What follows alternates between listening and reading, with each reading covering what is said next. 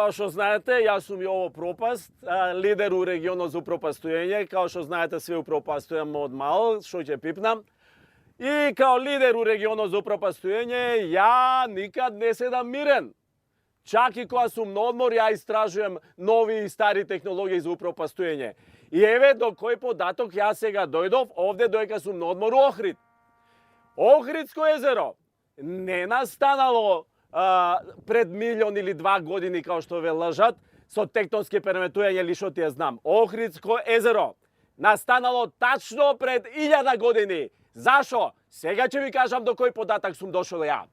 Точно пред 1.000.000 години овдека било све едно фино поле со ендемски видови на растенија, на животни, на риби, на зверој. Ама што се десило усред лето? Паднал летен дожд, али не обичен, него еднаш у 1000 години што паѓа летен дожд у лето. И што се десило? Почнало од сите планини вода да се слива сегде овде у долинава, овдека. И тогаш немало као сега што има на одводни канали и што ти ја знам све за истекување на вода. Имало само шуми тука и немало ни дрвокраци.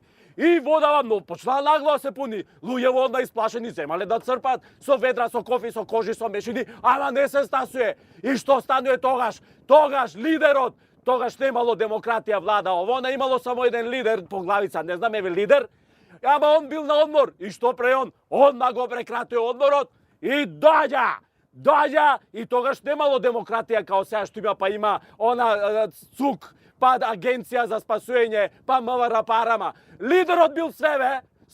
И он одмах се качуе тука на галичица и тогаш немало спикерфон ни на мобилен телефон и он со димни сигнали земал тамо све, организируе све сите, не 80%, 100% сите да дојат да црпат вода.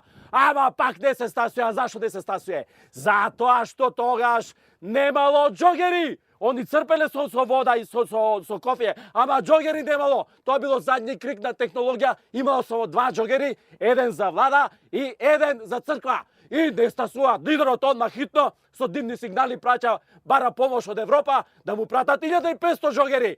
Ама Европа го мрзи затоа што тука нема демократија, зашто тука било диктатура. И вода доаѓа и така настануе Охридското езеро. Тие што успеале некои ендемски видови, еве се спасиле, избегале тамо горе и затоа до ден денеска они го третираат Охридско езеро као елементарна непогода.